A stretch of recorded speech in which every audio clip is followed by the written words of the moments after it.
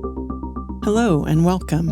This is the Zen community of Oregon, making the teachings of the Buddha Dharma accessible to support your practice. New episodes air every week.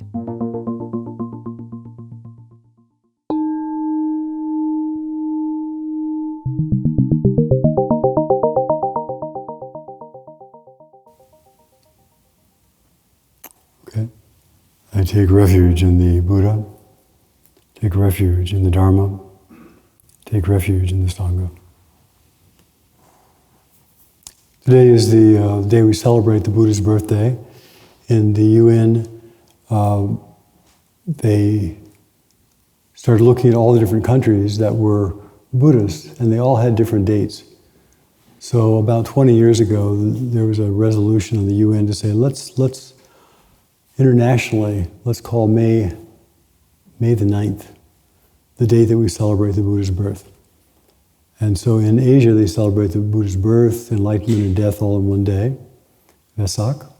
In our tradition, we tend to celebrate the awakening on December 8th, and the parinirvana, his death day in February, and then today is the Buddha's birthday.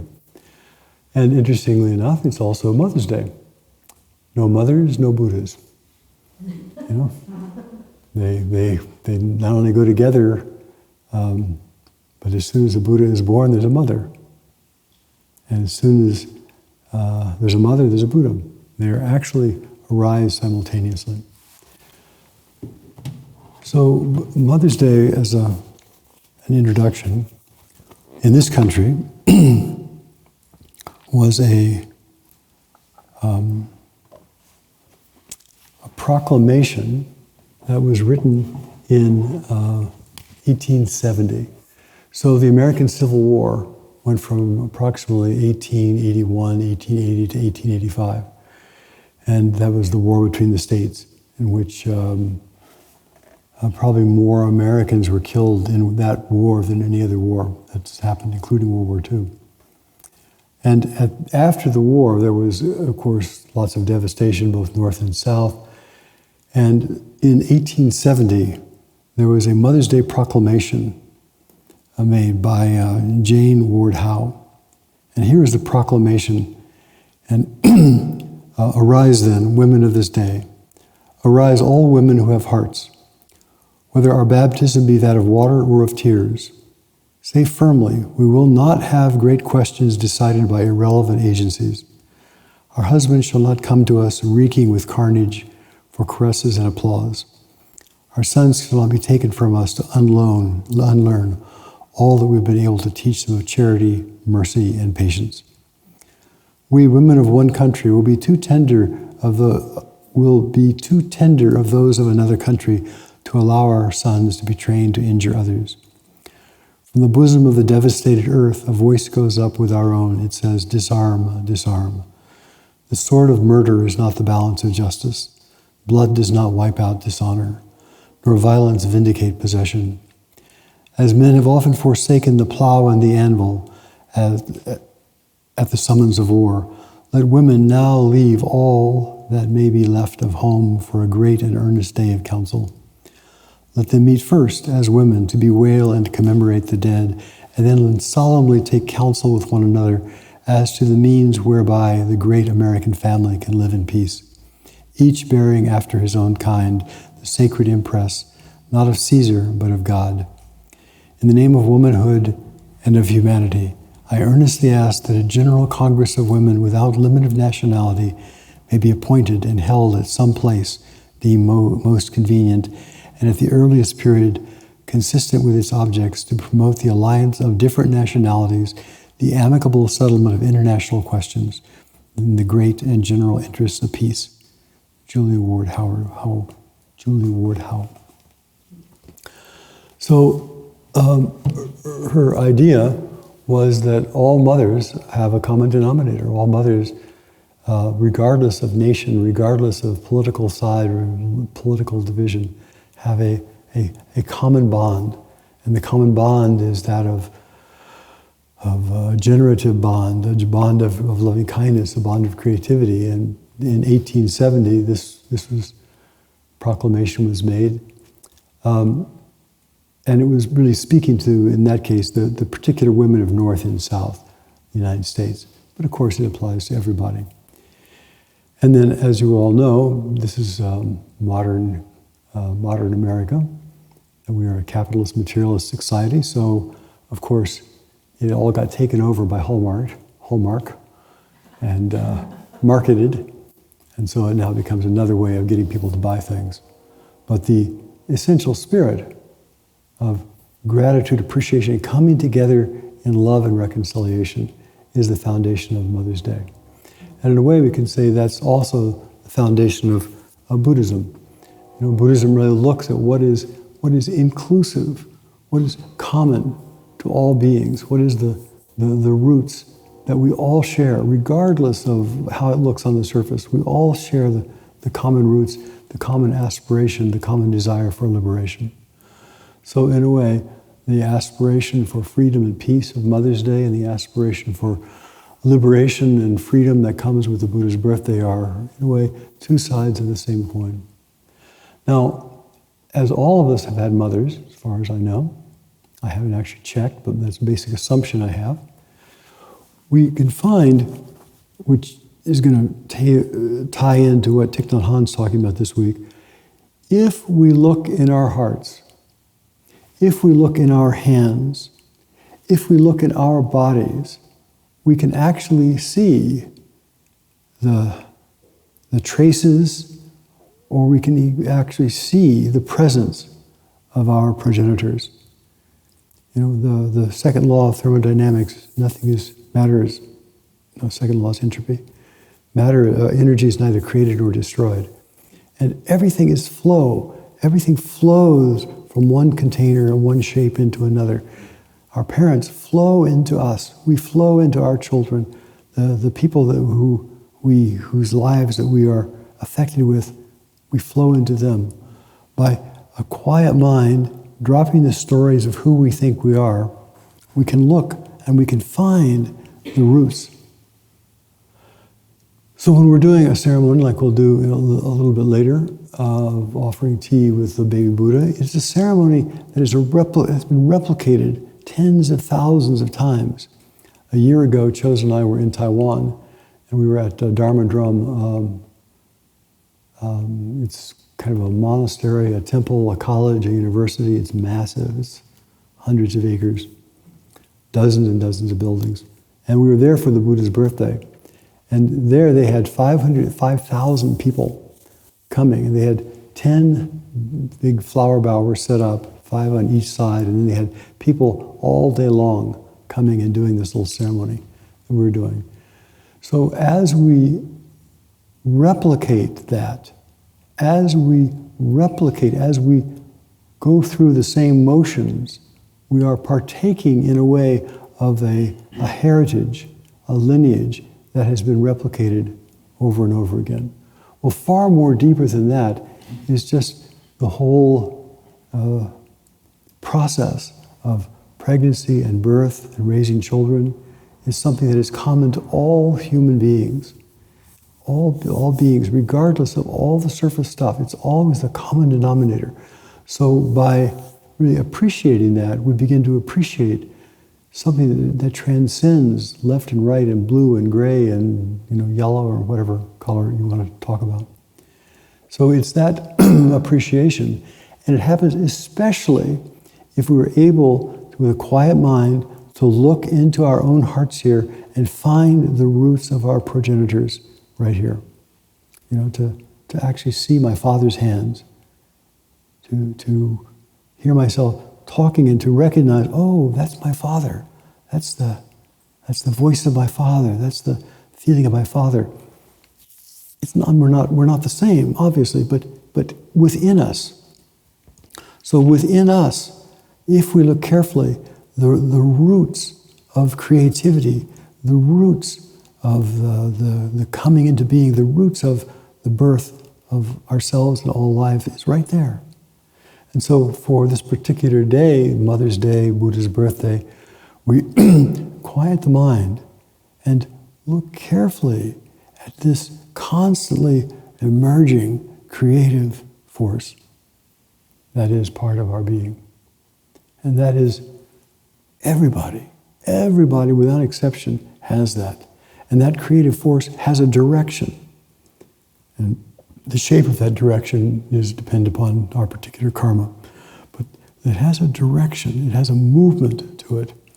So when we are able to go into this crystalline creative life impulse, I call it the tingling awareness of now, the tingling creative awareness of now. When we actually know that, we can look out and we see everybody has that same root. It's the same root. And then from that root, prejudice, anger, hatred, othering begins to melt. So in a way, the Mother's Day, the Buddha's birthday, this introspection is a melting of barriers of self and other. It's a melting of I, me, and mine. Now, Thich Nhat Hanh, we're looking at the Art of Living again, continuing with it. And the chapter that we were looking at last time, which is going to meld into what I just spoke about, is the chapter on, maybe morph into what I just spoke about, is the chapter on impermanence.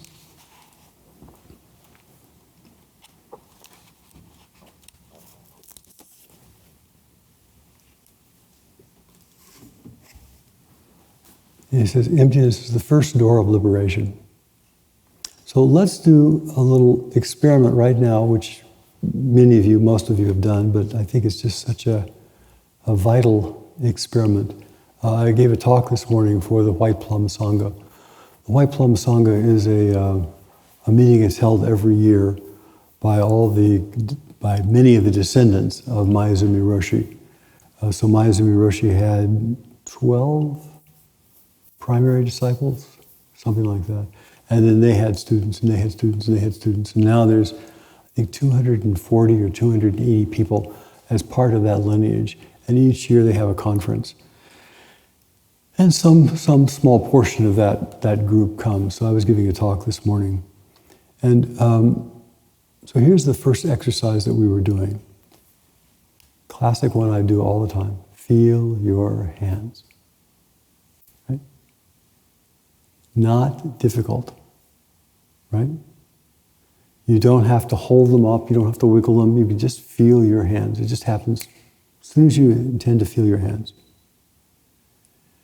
The next piece, of course, where do you feel your hands? A no-brainer. Feel the hands in the hands. Feel the hands in the hands with the hands. Right? Totally obvious. Now, that principle, we feel the hands in the hands with the hands. The I is not needed. You are not needed.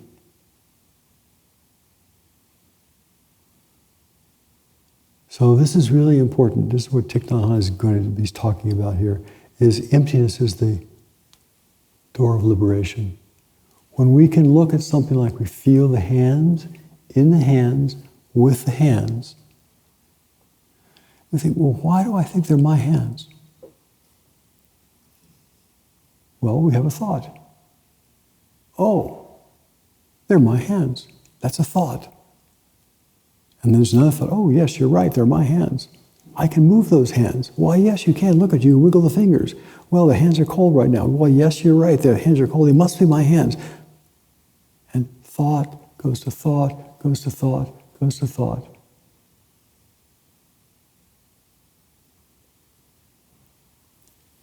You feel the hands.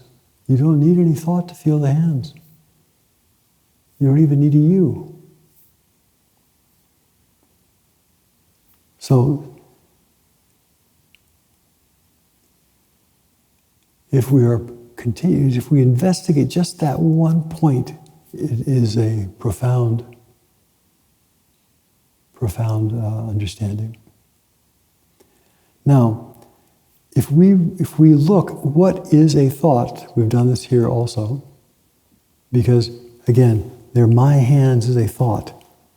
The thought my hands is not my hands, you know.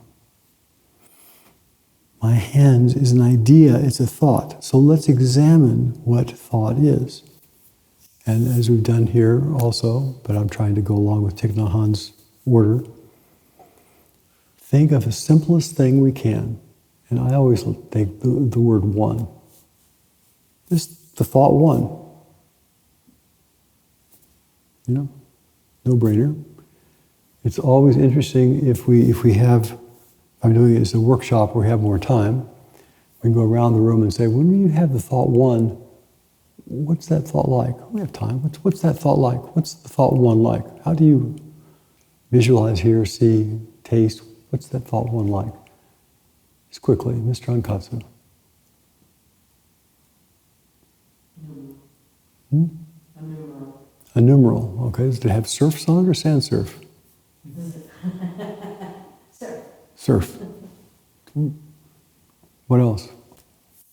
Quick. Ice cream cone. One ice cream cone. Yes. I visualize that in so. Uh-huh. Okay.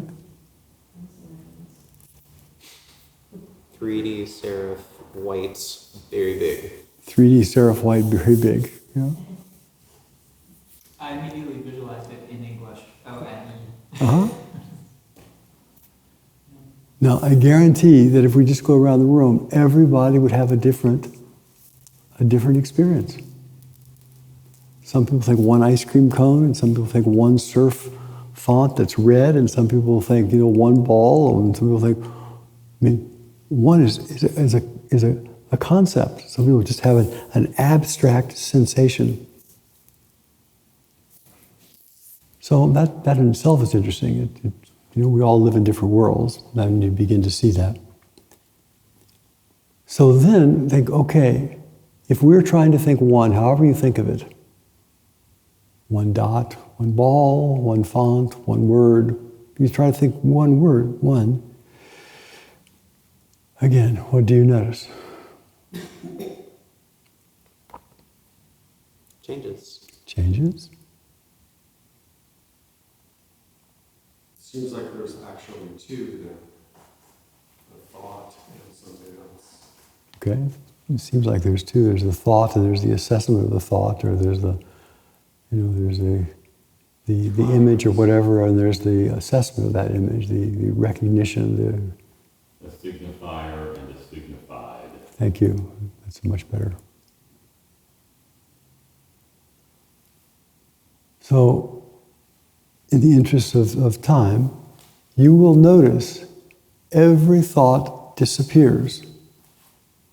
If you want to concentrate on one, it will disappear. You have to say one, one, one, one, one, one, one, one, one. Because if you try to just say one, it's already gone.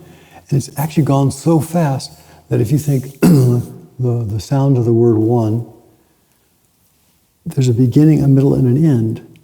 And by the time you get to the middle, the beginning is already gone. And by the time you get to the end, the middle and the beginning are already gone.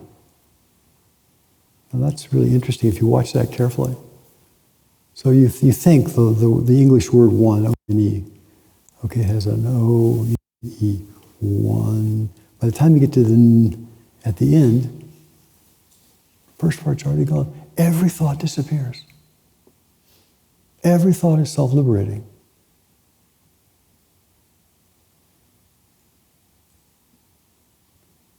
And we can unfold that more and more. Things come out of nothing. We don't know what's going to come next. They come spontaneously. They're not under our control. They morph in surprising ways. So here we have these things called hands. And the only thing that makes them, the only thing that says, these are my hands, is the thought about my hands. I have these hands. Those are my hands. I can move them. That's a thought. And what did we just learn about thought? It's ephemeral, it's undependable, it flickers, it changes, it's unsubstantial. You can think anything.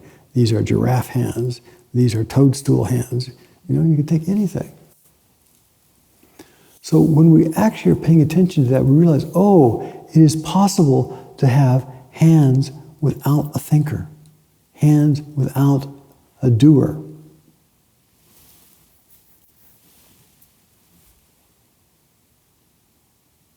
And if we look at thought, we can actually look and see, oh, there can be thoughts without a thinker.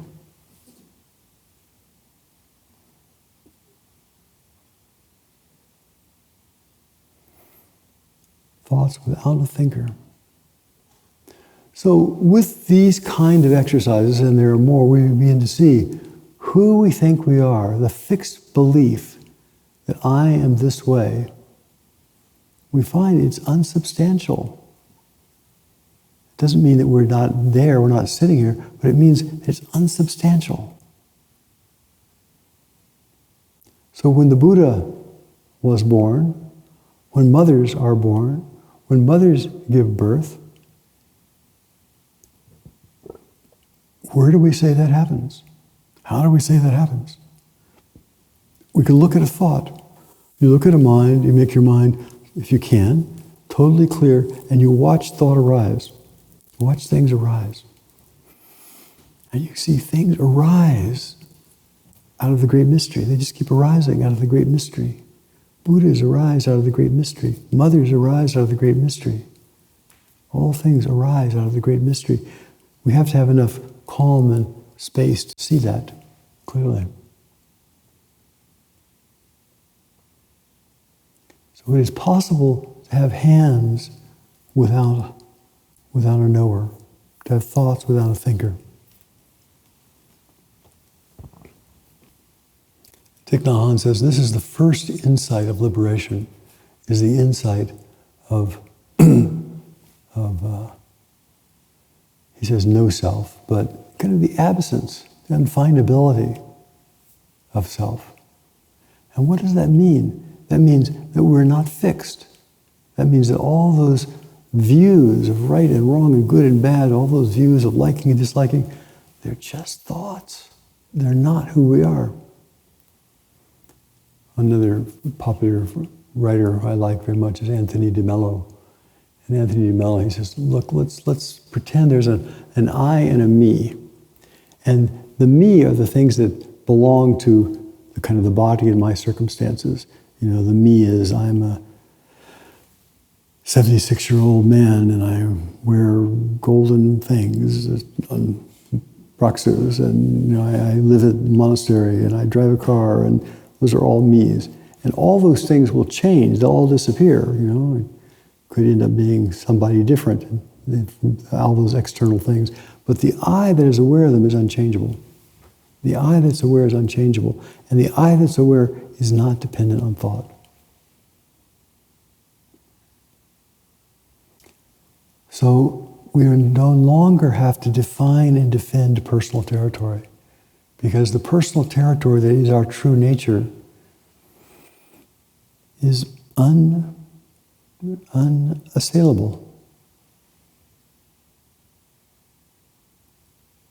So this kind of spaciousness, Thich Hahn says, is the first entrance gate into liberation. Seeing that. Now he unfolds it in different ways too. And another way that he unfolds it is, okay, well, we've got this space, but there is still something here. We may not be able to find the doer, but we still have this particular body and mind. We got these heads, you got these hands, you got these fingers, and they're all, in a way, made up of something else. Everything is made up of something else. Thich Hahn calls it interbeing. You know, the self is made up of non-self elements. Everything is made up of something else. Our fingers are made up of amino acids and proteins and calcium and nerve impulses and sodium. Everything is made up of something else. So our body is a community. There's trillions of cells operating in harmony in our body, and there's no doer. There's just the ever-changing flux of who this body is. So the fact that we can see for ourselves that we are not a fixed thing, that we are made up of all kinds of non-self elements, that we have flexibility, that there is something at our root that is unassailable, gives us a confidence to meet whatever comes. And how do we meet whatever comes? Fundamental awareness is an awareness of an acceptance of this flowing nature of things is the way things are. The way things are is unfixed, it's always flowing. I will meet this flowing nature with kindness, with acceptance. I will meet this flowing nature without opposition. I'll meet this flowing nature with love. And love is, of course, founded on acceptance.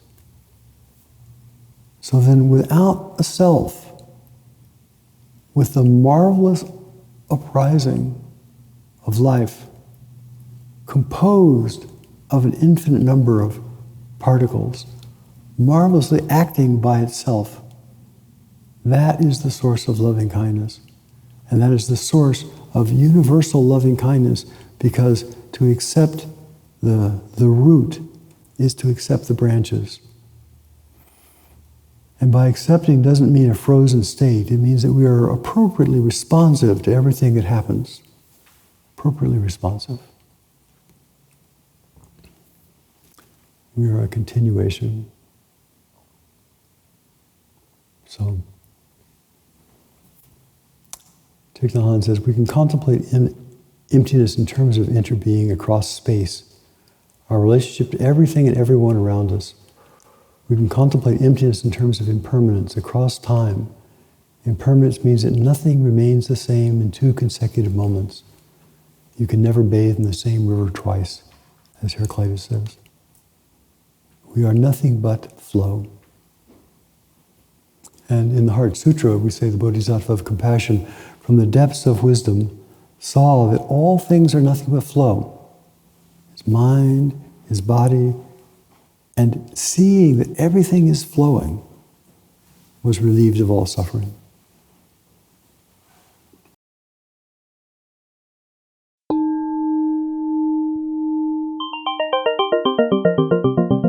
Thank you for listening to the Zen Community of Oregon podcast, and thank you for your practice. New episodes air every week. Please consider making a donation at zendust.org. Your support supports us.